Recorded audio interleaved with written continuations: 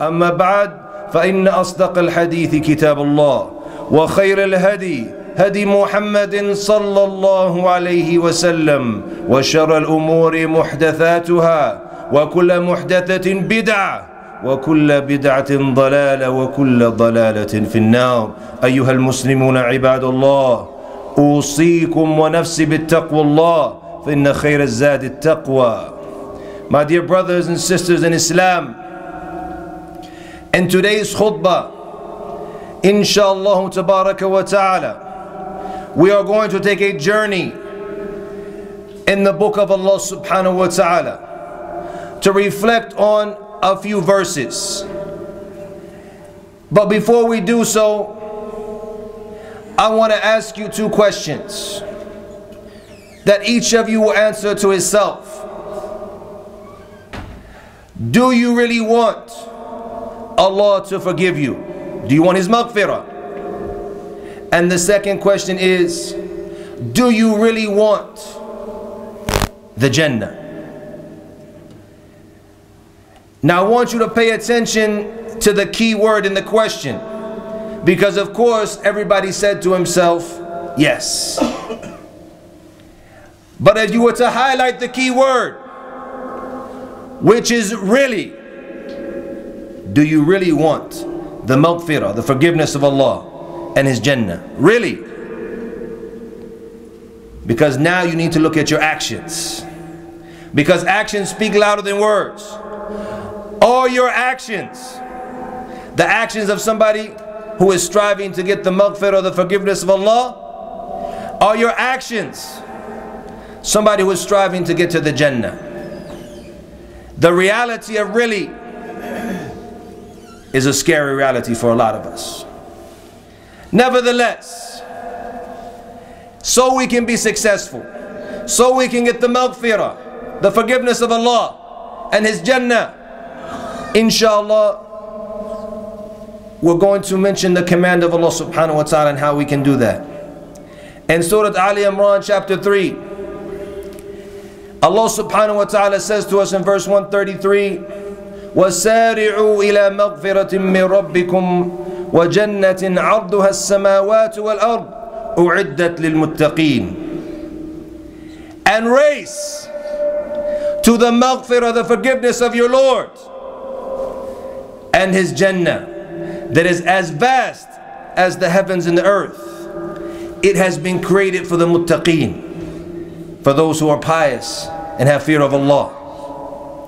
When we reflect on this verse, we need to first of all remind ourselves that if we really want the Jannah, we have to strive for it, we have to race for it, as Allah subhanahu wa ta'ala commanded us to do in this verse. وَسَارِعُوا, race for it, strive for it.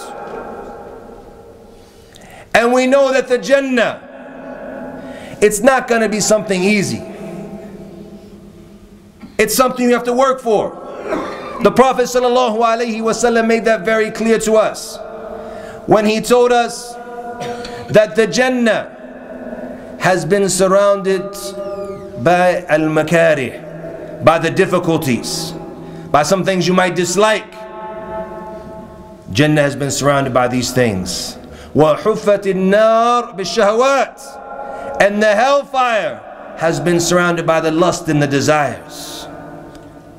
So it's not going to be easy. If you really want the Jannah, you have to strive for it. It has to show in your actions. And Allah subhanahu wa ta'ala, all throughout the Qur'an, He tells us about the description of the Jannah. Here just something very simple about the Jannah. But all through the Qur'an, the description of the Jannah, the description of the hellfire, of the Jahannam, in order to have our hearts attached to the Jannah and to make us strive for it, and to make us strive to stay away from the hellfire. Then something very, very important that we don't reflect on. At the end of the verse, Allah subhanahu wa ta'ala says to us, أُعِدَّتْ لِلْمُتَّقِينَ. It has been created for the muttaqeen,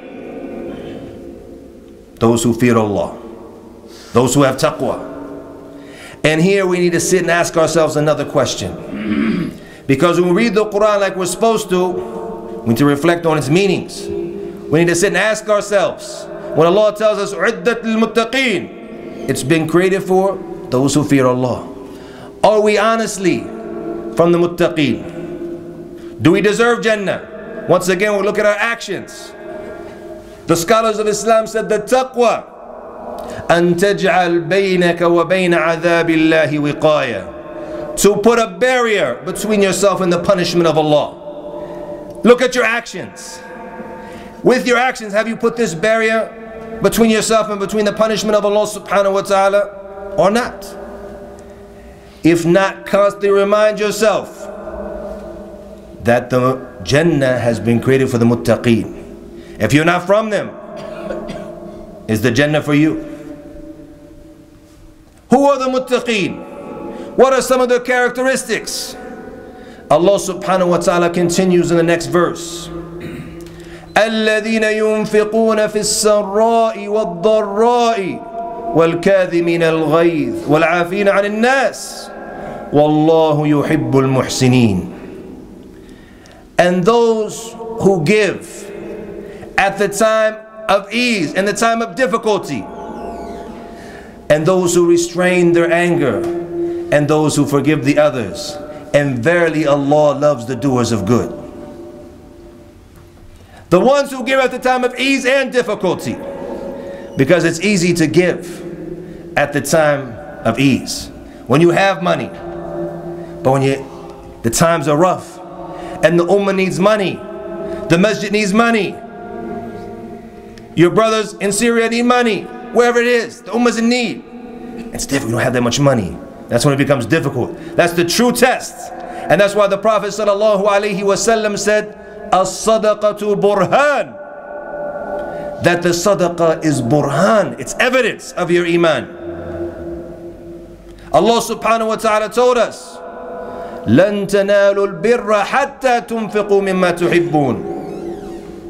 That you will never gain the bir, which is all that is good. You will never gain the bir until you give from that which you love. The Prophet ﷺ, when he told us to fear the nar, to fear the hellfire, he told us alayhi salatu wassalam, فَاتَّقُوا النَّارِ وَلَوْ بِشِقِّ تَمْرَةٍ. And fear the hellfire even if it's with the half of a date, something that small. You have to give from what you love. The second characteristic, وَالْكَاذِمِينَ الْغَيْظَ, the one who restrains his anger. Because as the Prophet ﷺ told us, لَيْسَ الشَّدِيدُ بِالسُّرْعَةِ وَإِنَّمَا الشَّدِيدُ وَالَّذِي يَمْلِكُ نَفْسَهُ عِنْدَ الْغَضَبِ. That the one who can wrestle and beat people down, he's not the strong one. The strong one is the one who can restrain himself at the time of anger. He can control his anger. And the Prophet ﷺ told us that the one who restrains his anger solely for Allah subhanahu wa ta'ala, وَهُوَ قَادِرٌ عَلَىٰ أَن يُنْقِذَهُ, he has the ability to do something about it. Meaning he's somebody who has power, somebody who has the ability to get revenge. But he restrains his anger for Allah. What's going to happen to him on the day of judgment? يُنَادِيهِ Allah أمام الخلائق. Allah will call him in front of all of the creation. يُخَيِّرُهُ مِنَ الْحُورِ الْعِينِ مَا شَاءَ. Allah will let him choose from the Hur al-Ain what he wants. The one who restrains his anger. How many difficulties have we fallen into in our lives because we couldn't control our angers? وَالْكَاذِمِينَ الْغَيْظَ وَالْعَافِينَ عَنِ النَّاسِ. And those who forgive. Abdullah ibn Amr radiyallahu anhuma, he said, I heard the Prophet sallallahu alayhi wasallam on the minbar saying, Irhamu turhamu, Ighfiru yaghfir Allahu lakum. Have mercy, Allah will have mercy with you. Forgive and Allah will forgive you. Allah tells us, وَلْيَعْفُوا وَلْيَصْفَحُوا أَلَا تُحِبُّونَ أَن يَغْفِرَ اللَّهُ لَكُمْ. And forgive and forget. Don't you want Allah to forgive you? If we really want to be from the muttaqeen, we have to forgive and forget our brothers. Nobody's perfect. Everybody makes mistakes. But the best of the Muslim is the one who forgives. That's why the Prophet ﷺ taught us that the one who starts with the salam after they've had a difference of opinion and they're not giving salams to one another, he said, وَخَيْرُهُمْ مَنْ بَدَى بِالسَّلَامِ, and the best of them is the one who starts with the salam. To forgive and forget what your brothers have done for you. The Prophet ﷺ, as he was sitting in a majlis, sitting with his companions radiallahu anhum, he said, a man from the people of Jannah will come to the door. When he came through, it was nobody famous. It wasn't Abu Bakr, it wasn't Umar. It wasn't one of the famous Sahaba, nobody really knew him. When Abdullah ibn Amr followed him and saw what he did from his actions, didn't see anything special, he asked him, he said, what is it that made you from the people of Jannah? What did you do that was so special? He said, I don't know that I do anything special except for that I don't sleep at night, except for there's nothing in my heart against the Muslims, any Muslim. وَالْعَافِينَ عَنِ النَّاسِ. And then what does Allah say about these who have the characteristics of good? وَاللَّهُ يُحِبُّ الْمُحْسِنِينَ. If you become from the muhsineen, from the doers of good, Allah will love you. And then when we reflect on the beauty of the Qur'an and the mercy of our Creator subhanahu wa ta'ala and His kindness, His lutf, He's the Latif, the Kareem, Ar-Rahim subhanahu wa ta'ala. He tells us something in the next verse, verse 135. Because we said the Jannah, it's not going to be easy to get there. So the Muttaqeen, Allah showed us some of their characteristics. And then He says in the next verse, وَالَّذِينَ إِذَا فَعَلُوا فَاحِشَةً أَوْ ظَلَمُوا أَنفُسَهُم. Those who do that which is immoral or oppress themselves by sinning. The Muttaqeen. Are you sure? The Muttaqeen, He's talking about subhanahu wa ta'ala. If they do that which is immoral, because there's no angels. We're not angels from the human beings. We're not angels. We're going to fall into sin.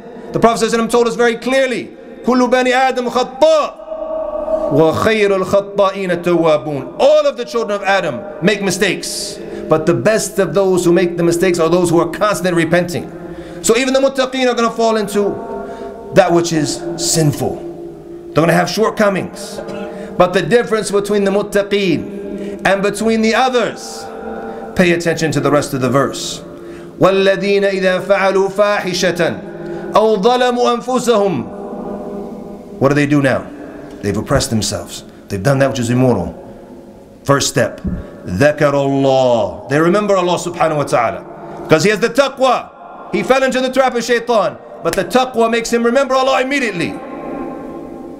Step 2, فَاسْتَغْفَرُوا لِذُنُوبِهِمْ وَمَنْ يَغْفِرُ الذُّنُوبَ إِلَى اللَّهِ. Step 2, they make istighfar for their sins. After remembering Allah, then they make istighfar for their sins. And Allah reminds us about the importance of Tawheed, the importance of only turning to Allah subhanahu wa ta'ala in the middle of this verse when He says, وَمَنْ يَغْفِرُ الذُّنُوبَ إِلَى اللَّهِ. Who can forgive the sins other than Allah? Why return to anybody else other than Allah? As some of those who claim to be Muslims do. And then the third step, وَلَمْ يُصِرُّوا عَلَى مَا فَعَلُوا وَهُمْ يَعْلَمُونَ. And they do not persist on doing what they're doing while they know. These are the Muttaqeen. When they fall into sin, they remember Allah subhanahu wa ta'ala. And then they race to make istighfar for their sins, and then they do not persist on continuing to do it. Barakallahu li wa lakum fil Qur'ani was sunnah, wa naf'ani wa yakum bima fihima min al-ayati wal hikmah. Aqulu qawli hadha wa astaghfirullaha fastaghfiruhu innahu huwal ghafurur rahim. Bismillah wa kafa wa salatu wa salam ala al-nabiy al-mustafa wa ba'd. My dear brothers and sisters in Islam, after Allah subhanahu wa ta'ala commanded us to race towards His maghfirah, His forgiveness, and to race towards His Jannah, and He told us some of the characteristics of the Muttaqeen, who the Jannah has been prepared for, and what they do when they fall into shortcomings, into sin. Allah subhanahu wa ta'ala tells us in verse 136, أولئك جزاؤهم مغفرة من ربهم وجنات تجري من تحتها الأنهار خالدين فيها ونعم أجر العاملين. Subhanallah. And these people, that they are the muttaqeen, the characteristics that we mentioned, those who are racing, their reward is the paradise, the gardens from which beneath rivers flow, to be there eternally. And what a great reward for those who strive, for those who work for Allah subhanahu wa ta'ala. As we go home today and we reflect on what we have learned, we need to constantly remind ourselves of the importance of reflecting on the meanings of the book of Allah subhanahu wa ta'ala. Not just to read it for barakah and to finish it. We need to reflect on the meanings that it has in it. We need to reflect on the command of Allah subhanahu wa ta'ala, the constant reminder of the greatness of the Jannah. And that Jannah is going to be for those who fear Allah subhanahu wa ta'ala, those who strive for Him. It's not going to be easy. It's going to be a difficult path. But through the ikhlas and through trying and striving, Allah subhanahu wa ta'ala has promised us, وَالَّذِينَ جَاهَدُوا فِينَا لَنَهْدِيَنَّهُمْ سُبُلَنَا وَإِنَّ اللَّهَ لَمَعَ الْمُحْسِنِينَ. That verily those who strive for us, we will guide them to our ways, and verily Allah is with the doers of good. Allah will be with you, Allah will assist you if you have ikhlas and you strive for Him subhanahu wa ta'ala. We need to constantly remind ourselves of the characteristics of the muttaqeen, to make these our characteristics. Next time we become angry, وَالْكَاذِمِينَ الْغَيْظِ, remember when we need to give for Allah subhanahu wa ta'ala. Remember those who give at the time of ease and the time of difficulty. We control our anger and we forgive our brothers. We forgive them for what they have done, to get the reward from Allah subhanahu wa ta'ala, to receive the mercy and the maghfirah of Allah subhanahu wa ta'ala.